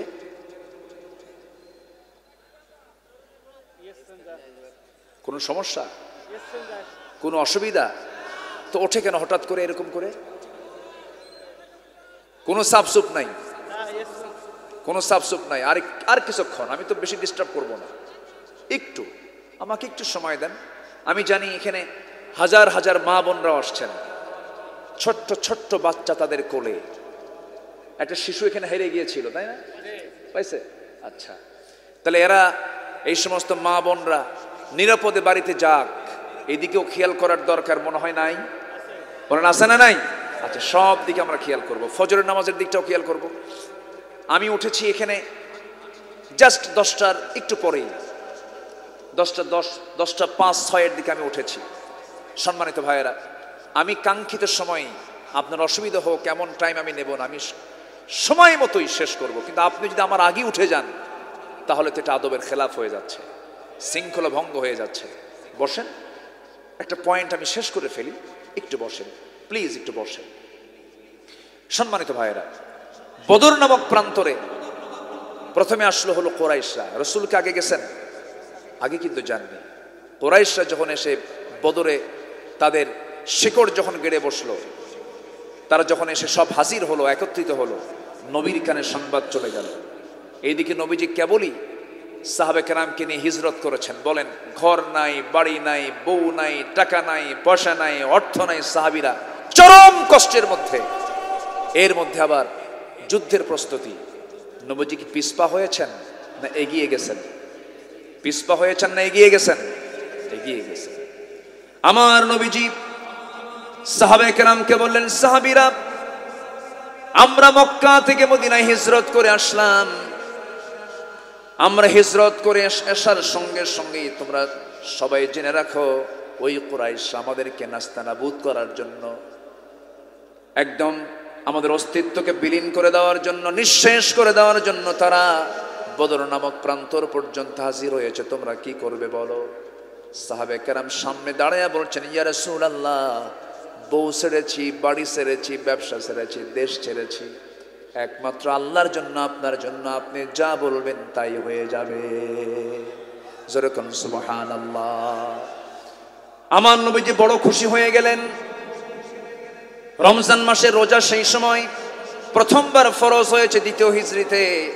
সাহাবে কেরাম জীবনের প্রথম রোজা তারা রেখেছেন, 17টা রোজা তারা সম্পূর্ণ করেছেন। 17 রোজা শেষ হয়ে গেছে, 16 রোজা শেষ হয়ে গেছে। 17তম রমজানের দিন রাসূল বললেন, সাহাবীরা আজকের দিনে রোজা তোমরা ভেঙে ফেলে দাও, কারণ আজকে জিহাদের প্রস্তুতি নিতে হবে। সাহাবে কেরাম বলেন, হুজুর রোজা রাখাও যেমন ফরজ, জিহাদও তেমন ফরজ। রাসূল বললেন, শোনো, রোজা রাখার সুযোগ আমরা পরে পাবো, ফাইদাতুম মিন আইয়ামিন উখার, কিন্তু জিহাদে যদি আজকে আমরা লড়ে যদি আজকে হেরে যাই, আমরা তো ইসলামকে বিজয়ী অবস্থায় দেখতে পাবো না। অতএব রোজা পরে রাখা হবে, রোজা তোমরা ভেঙে ফেলে দাও, জিহাদের ময়দানে চলো। জিহাদের যে ইবাদতের কাজ করতে গিয়ে একটা ফরজ রোজাকে ভাঙ্গার প্রয়োজন হয়ে যায়, সেই জিহাদের গুরুত্ব ইসলামে আছে না নাই? আসতে বলবেন না, আছে না নাই? একজন মুনাফিক নামাজ পড়তে পারে, রোজা রাখতে পারে, হজ করতে পারে, যাকাত দিতে পারে, কিন্তু মুনাফিক কখনো জান দেওয়ার জন্য জিহাদে যেতে পারে না। যত রক্ত লাগে দেব, প্রয়োজনে লোক পাঠাবো, মাগার আমি যাব না। আছে না এরকম? আসতে বলবেন না, আছে না নাই? আচ্ছা, আমার নবীজি সাহাবা কেরামকে বললেন, সাহাবীরা কে কে আছে চলো আমার সঙ্গে চলো। সীমিত সংখ্যক সাহাবী জড়ো হয়ে গেলেন, আনসার কিছু, মুহাজির কিছু, সব জড়ো হলেন। নবীজি সংখ্যা দেখে চিন্তায় পড়ে গেলেন, এত কম সংখ্যক মুজাহিদ নিয়ে আমি 1000 সৈন্যের বিরুদ্ধে মোকাবেলা করব কেমনে, এমন চিন্তা করছিলেন। একজন মহিলা, মদিনার একজন মহিলা সাহাবী নবীর সামনে দাঁড়ায় বলে, ইয়া রাসূলুল্লাহ, আপনি কি চিন্তা করেন? হুজুর, আমার তো বড় কোনো সন্তান নাই, আমার স্বামীও নাই, দুনিয়া থেকে বিদায় হয়ে গেছে, এই 2 বছরের ছোট্ট বাচ্চা আমার কোলে আছে, আমি একজন শহীদের মা হতে চাই। ইয়া রাসূলুল্লাহ, 2টা বছরের শিশুকে আমি আপনার হাতে দিয়ে গেলাম, এই সন্তানকে আপনি আপনার যুদ্ধের ঢাল বানায় নিবে। আল্লাহু আকবার। আমার নবীজির কলিজা ভরে গেছে। ওইদিকে আমার নবীজি দেখতে পেলেন দূর থেকে ছোট্ট 2টা বাচ্চা হেঁটে হেঁটে আসে, হেঁটে হেঁটে এসে বলে, ইয়া রাসূলুল্লাহ, আপনি কি চিন্তা করেন? যোদ্ধার সংকট হয়েছে, মনে হয় মুজাহিদ নাই। চিন্তা করবেন না, আপনি যদি পারমিশন দিয়ে দিতেন, আমরা দুজন মিলে আপনার সঙ্গে থেকে থেকে যুদ্ধ করতাম। নবীজি বললেন, না রে না, তোমরা যুদ্ধ করতে পারবে না, বয়স নাই, ফিটনেস নাই, তোমাদেরকে আমি পারমিশন দিতে পারবো না। ছোট্ট 2টা বাচ্চার মধ্যে বড় ছেলে, বড় ভাইটা বলতেছে, ইয়া রাসূলুল্লাহ, আমি ওর চাইতে একটু লম্বা, আমাকে পারমিশন দেওয়া যায় না? ছোটজন বলে, হুজুর, আপনি যদি আমার বড় ভাইকে অনুমতি দেন, আমাকে অনুমতি দিতে হবে, কারণ সে লম্বাই বড় হতে পারে, কিন্তু গায়ের শক্তি আমার বেশি। আমার নবীজি খুব খুশি হয়ে গেলেন। এবার ছোটজন বলে, হুজুর, তাই যদি দেখতে চান, দুজনকে মারামারি লাগায় দেন। এই কথা বলেই 2জন মারামারি লেগে গেছে, বড়জন ছোটজনকে নিচে ফেলে দিয়েছে। ছোটজন নিচ থেকে বলতেছে, ভাই রে, ও ভাই, তুই আমার বয়সে বড়, তুই তো আমার সঙ্গে লড়াই করে জিতেই যাবে, এটাই স্বাভাবিক, কিন্তু তোর মধ্যে কি মায়া দয়া নাই? একসঙ্গে খাই ঘুমাই, আজকে তুই আমার একা থেকে রেখে যুদ্ধের ময়দানে যাবি, এটা কেমন কথা রে? তোর গায়ের শক্তি একটু কমায় দে। এই কথা বলা মাত্রই বড় ভাই গায়ের শক্তি কমায় দিয়েছে। ছোটজন বড় ভাইয়ের বুকের উপরে উঠে মুসকি মুসকি হাসি মেরে বলছে, হুজুর, এই যা হারায়া দিলাম, রাসূল টের পেয়ে গেছে। আমার নবীজি ছোট্ট 2টা বাচ্চাকে বুকের মধ্যে আলিঙ্গন করে নিয়ে আকাশের দিকে তাকায় বলছে, আরশের মালিক আল্লাহ, আমার সাহাবীদের অস্ত্র নাই, আমার সাহাবীদের গায়ের জোর নাই, আমার সাহাবীরা রোজা রেখে ক্লান্ত হয়ে গেছে, আল্লাহ তুমি সাহায্য করো। আল্লাহু আকবার। জিহাদের ময়দানে ঝাঁপিয়ে পড়লেন 313 জন সাহাবী নিয়ে।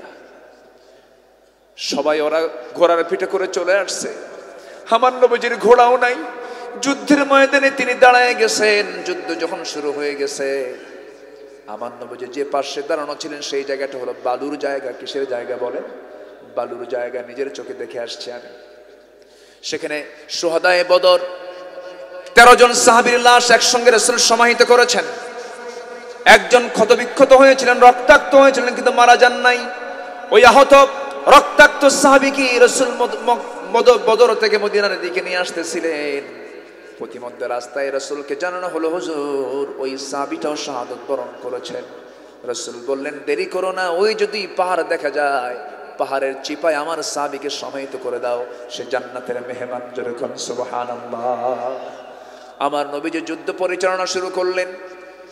যুদ্ধের এক পর্যায়ে দেখা গেল মুসলমানদের বিজয় এসেছে। রাসূল সেদিন বলেছিলেন, ও আমার সাহাবীরা, এমন যুদ্ধে আমরা যাচ্ছি, সেই যুদ্ধে কেউ দেখবে কারো ভাইকে, কেউ দেখবে তার বাপকে, কেউ দেখবে তার ছেলেকে, কেউ দেখবে তার জামাইকে, কেউ দেখবে তার চাচাকে। এমন যুদ্ধে তোমার সবাই অংশগ্রহণ করতে পারবে নাকি? সাহাবায়ে কেরাম বললেন, ইয়া রাসূলুল্লাহ, আমরা কাউকে দেখব না, আমরা দেখব সবাইকে নবীর শত্রু মনে করে। জোরে বলুন সুবহানাল্লাহ। উবাইদ ইবনুল জাররাহ রাদিয়াল্লাহু তাআলা আনহু নিজের বাপকে দেখলেন, চোখে পানি চলে আসলো। আব্বাকে মারবো না, তরবারি গুটায় নিলেন। আবার তরবারি তিনি, নাঙ্গা তরবারি আবার তিনি মুক্ত করে বাপকে বাপ না মনে করে, শিরকের প্রতীক মনে করে বাবার গর্দান বরাবর হাঁকায়া দিলেন। মস্তক ছিটকে পড়ে গেল। সন্তান বাপকে দুনিয়া থেকে যখন বিদায় করে দিয়েছে, মুসলমানদের বিজয় নিশ্চিত হয়ে গেছে, ওবায়দার চোখে পানি। রাসূল বলছেন, ওবায়দার চোখে পানি কেন? কি হয়েছে ওবায়দার? হুজুর, ওবায়দার বাপ আজকে যুদ্ধে মারা গেছে। কেন? কে মেরেছে তোমরা? আমার প্রিয় সাহাবীর বাপকে। হুজুর, কেউ না, ওবায়দা নিজে মারছে। আমার নবীজি হাতটা আগায় দিয়ে বলছেন, ওবায়দা, আমার বুকে আয়, আমার বুকে আয়, আজকে তোর জন্য আল্লাহর একটা জান্নাত অপেক্ষা করছে। যেরকম সুবহানাল্লাহ। এটার নাম ঈমান, এটার নাম হিজরত, এটার নাম জিহাদ। আমার নবীজি বললেন, দেখো তো কোন কোন কুরাইশরা, কোন কোন কাফেররা মারা গেছে। হুজুর, আবু জেলটাও মরছে, উতবা মরেছে, শাইবা মরেছে, ওলীদ মরেছে, সব মরে গেছে। রাসূল বলেন, সবগুলো ৭০টারে একসঙ্গে বদর কূপের মধ্যে ফেলে দাও। একজন সাহাবী আবু জেহেলের মস্তক, খণ্ডিত মস্তক, চুল সহ নবীর সামনে হাজির করে বলছেন, ইয়া রাসূলুল্লাহ, এই যে আবু জেহেলের মস্তক আপনার সামনে হাজির করেছি। রাসূল বললেন, সব উম্মতের একটা করে ফেরাউন থাকে, আমার উম্মতের ফেরাউন আজকে আবু জেহেল খতম হয়ে গেছে। কূপের মধ্যে ফেলে দিলেন। ৭০ জন যুদ্ধবন্দী। কতজন? ৭০ জন। আবার সেই যুদ্ধে বন্দী হলো কুরাইশরা। এর মধ্যে আমার নবীর নিজের জামাই একজন, আমার নবীর আপন চাচা আব্বাস রাদিয়াল্লাহু আনহু একজন। তখন তিনি ইসলাম কবুল করেননি। বলেন, ইসলাম মানতে গেলে নিজের বাপ বিরোধী হতে পারে কিনা বলেন? নিজের বাবা বিরোধী হতে পারে কিনা বলেন? ভাই বিরোধী হতে পারে কিনা বলেন? দুঃখজনক হলো সত্য, আমার দেশে এমনও পরিবার আছে, এক পরিবারে 4 ভাই 4 দল করে। আছে না নাই? যে সরকার ক্ষমতায় থাকে, ওই ভাইয়ের কাছে 3 ভাই গিয়ে বলে, ভাই তুমি 5 বছর চালাও, যখন তুমি পতন হবে তোমার, তখন আমরা দেশ চালাবো, তখন আমরা তোমারে দেখব। এই সমস্ত চরিত্র নিয়ে জান্নাত পাওয়া যাবে না। এই সমস্ত চরিত্র নিয়ে জান্নাত পাওয়া যাবে যাবে না। আমার নবীজি দেখতে পেলেন তার আপন জামাই, বড় মেয়ের জামাই, তাকে পিঠ মোড়া দিয়ে বেঁধেছে, আপন চাচাকে পিঠ মোড়া দিয়ে বেঁধেছে। আমার নবীজি শুনতে পেলেন। নবীজি শোনার পরে বললেন, কি অবস্থা, কি করেছে? হুজুর, আপনার জামাই তো দড়ির বাঁধনটা একটু নরম করে দিয়েছে, আপনার চাচার দড়ির বাঁধনটা একটু নরম করে দিয়েছি, শক্ত করে বাঁধি নাই, জামাই মানুষ তো একটু আস্তে বাঁধছে। খাবার দিয়েছি তাদেরকে, ওই ছাগলের গোশত আর রুটি দিয়েছি, আর বাকি সবাইকে খেজুর দিয়েছে। রাসূল বললেন, না, এটা যুদ্ধের নীতি নয়, সবার জন্য সমান পদ্ধতি অবলম্বন করা উচিত ছিল। দড়ির বাঁধন সবার জন্য নরম করে দাও, সবার জন্য রুটি আর ছাগলের গোশতের ব্যবস্থা করে দাও। আল্লাহু আকবার বলে। রাসূল বলেন, না, স্বজন প্রীতি চলবে না। একে একে সবার কাছ থেকে মুক্তিপণ নিচ্ছেন আর তাদেরকে মুক্তি দিয়ে দিচ্ছেন। সামনে পড়ে গেছে আপন চাচা আব্বাস। রাসূল বললেন, চাচা, মুক্তিপণ দিতে হবে। আব্বাস বলতেছে, ভাতিজা, তুমি আমার থেকেও নিবে, আমি তোমার বাবার ভাই, তো আমার থেকেও নিতে হবে। রাসূল বললেন, বাবার ভাই যদি হন তাহলে যুদ্ধ করতে আসছেন কেন ভাতিজার বিরুদ্ধে? আপনাকে আগে দিতে হবে। সেইদিন আব্বাস তখন মিথ্যা কথা বলে ফেললেন যে আমার বাড়িতে দেওয়ার মতো কিছু নাই। আমার নবীজি মুস্কি হাসি মেরে বললেন, চাচা, মিথ্যা কথা বলেন কেন? চাচি আম্মার কাছে কয়েকটা স্বর্ণের বার রেখে এসেছে। সাইয়েদনা আব্বাসের চোখে পানি চলে আসলো। আব্বাস রাদিয়াল্লাহু আনহু বলছেন, ভাতিজা মুহাম্মদের, আর কতক্ষণ বেঈমান হয়ে থাকবো? তুই যে আল্লাহর নবী, কোনো সন্দেহ নাই, আমাকে তুই কালেমা পড়ায় দে। কালেমা পড়লেন তিনি। এবার জামাইয়ের পালা, আবুল আস, বড় মেয়ের জামাই আবুল আস। রাসূল বললেন, জামাই শোনো, তোমাকে মুক্তিপণ দিতে হবে। হ্যাঁ, খবরও দিয়েছি, মক্কায় চলে গেছে খবর, আসবে, মুক্তিপণ চলে আসবে। স্বামীর মুক্তিপণের জন্য আমার নবীজির বড় মেয়ে একটা প্যাকেট পাঠায় দিলেন। সেই প্যাকেটটা নবীর হাতে চলে আসলো। নবীজি প্যাকেটটা খুলেই দেখেন সুন্দর একটা গলার পেটার চেইন, গলার একটা হার তিনি দেখতে পেলেন। গলার হারটা দেখা মাত্রই নবীজির চোখের কোনা বেয়ে টপ টপ করে পানি পড়ছে। সবাই সাহাবীরা নবীজির কান্না দেখে বলছেন, ইয়া রাসূলুল্লাহি, আপনি তো এমনটা আচরণ কখনো করেন না। সামান্য গলার হার দেখে আপনি কাঁদেন কেন?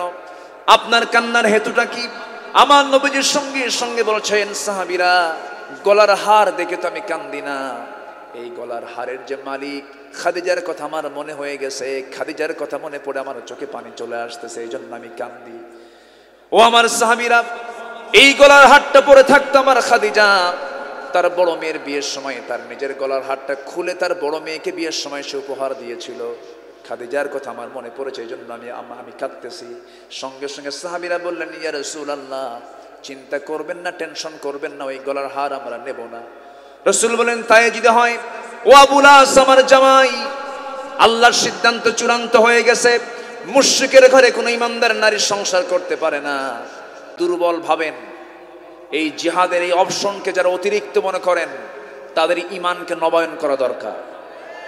আসতে বলবেন না, জোরে বলুন ঠিক কিনা। তাদের ইমানকে নবায়ন করতে হবে, তাদের ইমানকে আবার নতুন করে তওবা করে জিহাদের গুরুত্ব বুঝে সিদ্ধান্ত নিতে হবে। সম্মানিত ভাইয়েরা, আরেকটা ছোট্ট কথা বললেই জিনিসটা স্পষ্ট হয়ে যাবে। আমার নবীজি জীবনে যত যুদ্ধে অংশগ্রহণ করেছেন সবচাইতে বড় অভিযানটা ছিল হলো তাবুক অভিযান। কি অভিযান বলেন তো? তাবুক অভিযান। 30,000 সাহাবী নিয়ে রাসূল সেই যুদ্ধে অংশগ্রহণ করেন। কত হাজার? 30,000 সাহাবী। তাবুকের প্রান্তরে গেলেন, যুদ্ধ হলো না, রোমানদের বিরুদ্ধে যুদ্ধ হলো না, বিনা যুদ্ধে তিনি সেই তাবুক প্রান্তর থেকে ফিরে আসলেন। ফিরে যখন মদিনায় ব্যাক করে মসজিদে নববীর ভিতরে বসে আছেন, এমন সময় এক সাহাবী নবীর সামনে গিয়ে আস্তে করে বসে বলেন, হুজুর, সবাই তো যুদ্ধে গেছিলেন আপনারা, কিন্তু আমি কাব বিন মালিক, আমি কিন্তু যুদ্ধে যাই নাই। রাসূল বলেন, কেন যাও নাই? হুজুর, এমনি গড়িমসি করেছি, ইচ্ছা করে যাই নাই। আর কে কে যাও নাই?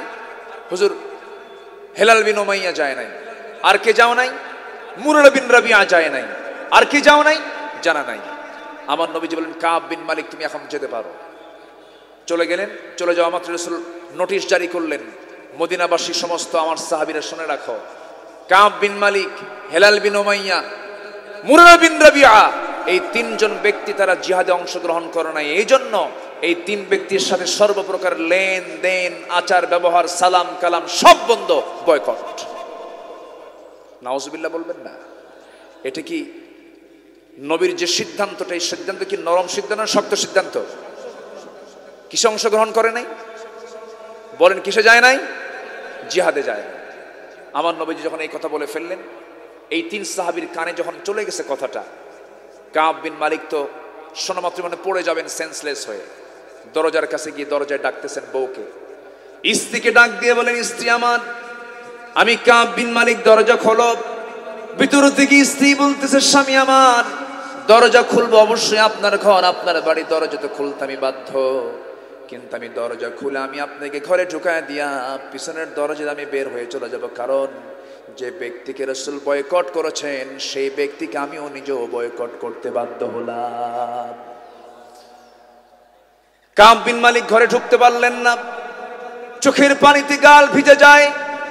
সামনের দিকে ছোট্ট 2টা বাচ্চা সন্তান, নিজের ঔরসজাত সন্তানগুলোকে আদর করবেন বলে ডাকতেছেন, বাচ্চাগুলো এদিকে আসো, আমি তোমাদেরকে একটু আদর করি।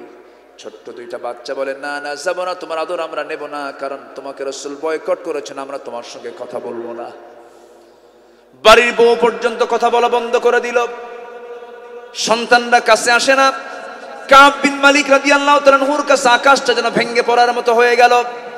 হেলাল বিন উমাইয়ার বয়স 70 বছরের বুড়া মানুষ, নবীর চাইতে বয়সে বড়। নবীজি তার বিরুদ্ধে বয়কটের ডাক দিয়েছেন। যুদ্ধে কেন সে অংশগ্রহণ করলো না?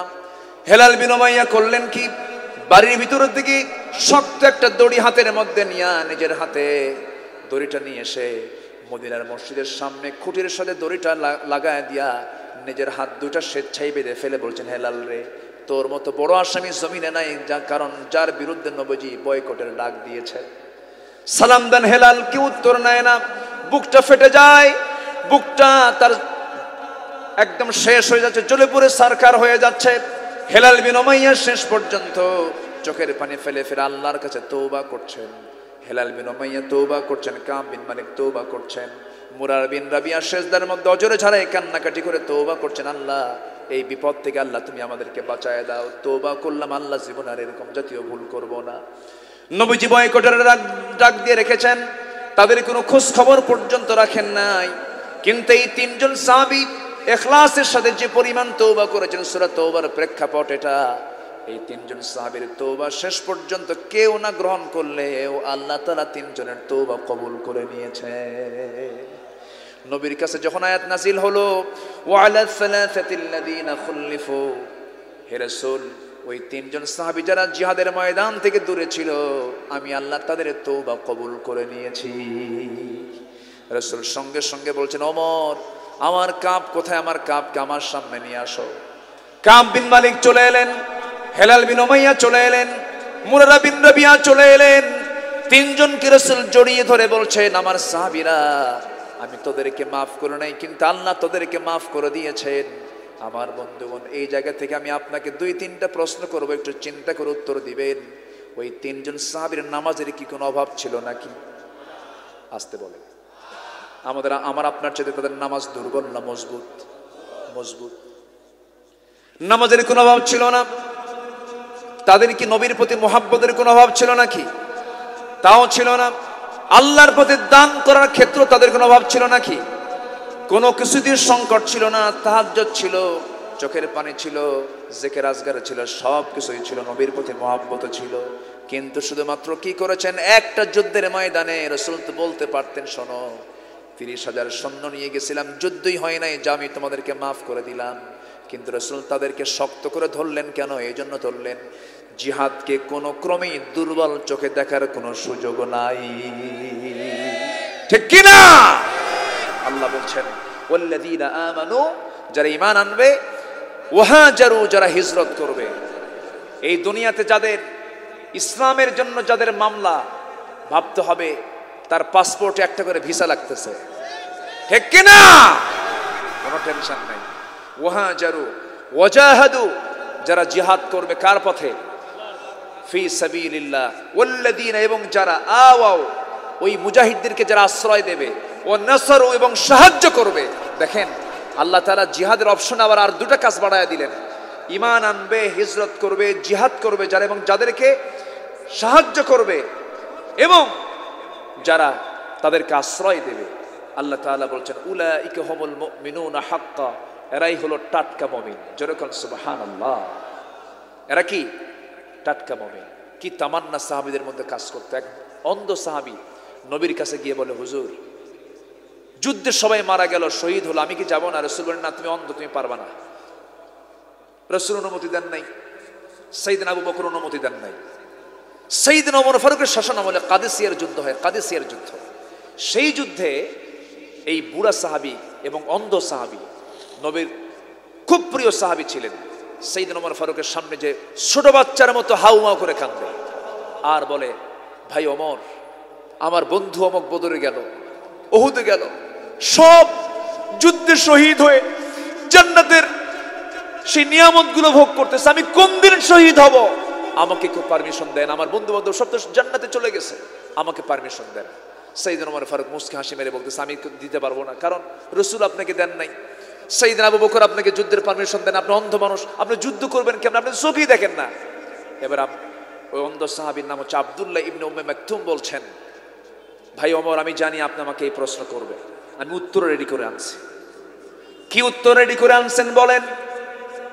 আব্দুল্লাহ ইবনে উম্মে মাকতুম বলছেন, উত্তরটা হলো, যুদ্ধের ময়দানে গিয়ে সবাই তো যুদ্ধ করে না, কেউ ওই যোদ্ধাদের, আহত যোদ্ধাদের সেবা করে, কেউ খাবারের আয়োজন করে, কেউ তাবু পাহারা দেয়, কেউ কালিমার ঝান্ডার সামনে হাতে নিয়ে দাঁড়ায় থাকে।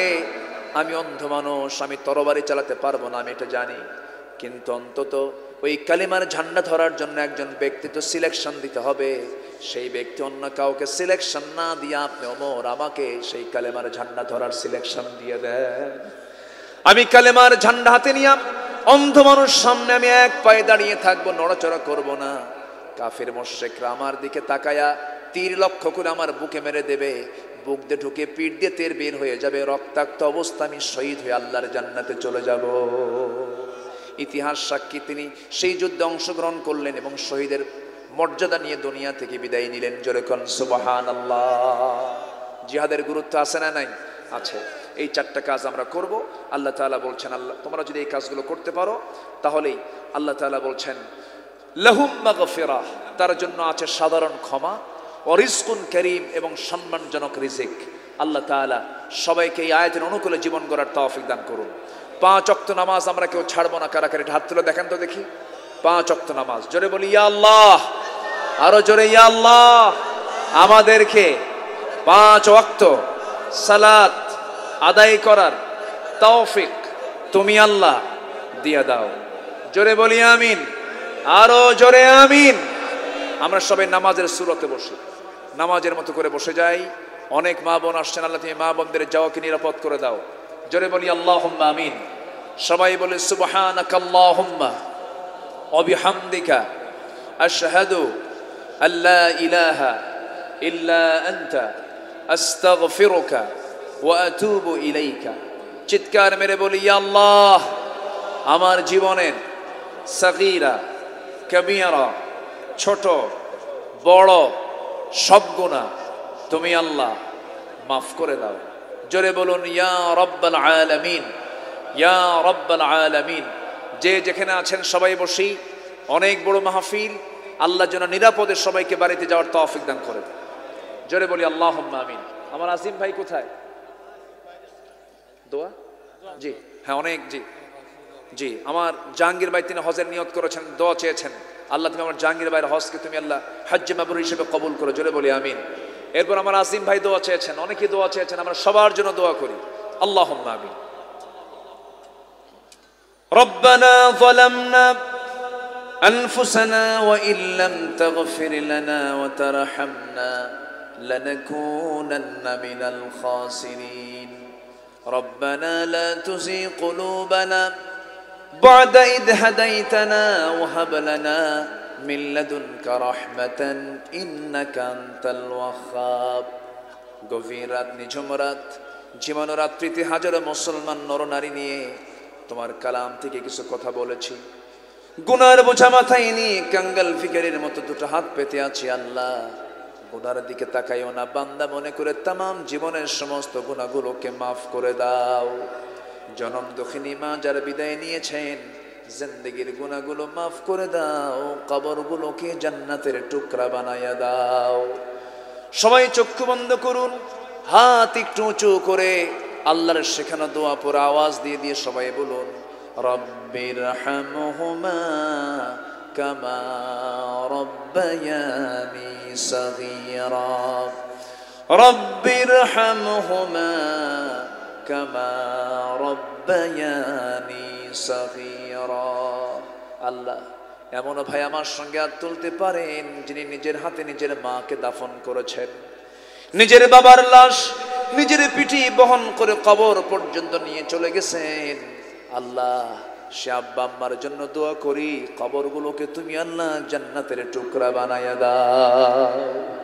ও আল্লাহ, বিশেষ করে এই মাহফিলের আয়োজন যারা করলেন, শোনার জন্য দূর দূরান্ত থেকে যারা আসলেন, বিনিময়ে কিয়ামতের কঠিন ময়দান যেদিন কেউ কাউকে চিনবে না, এমনকি মা সন্তানকে পর্যন্ত অস্বীকার করে বসবে, যেদিন মানুষ কাঁদতে কাঁদতে চোখের পানিগুলো পড়ে যাবে, চোখ থেকে রক্ত বের হওয়া শুরু হয়ে যাবে, সেই কঠিন মুসিবতের দিন এ মাহফিল সবার জন্য নাজাতের মাধ্যম তুমি আল্লাহ বানাইয়া দিও। ও আল্লাহ, এই গ্রামকে তুমি আল্লাহ বেনামাজি মুক্ত একটা গ্রাম হিসেবে তুমি আল্লাহ কবুল আর মঞ্জুর করে নাও।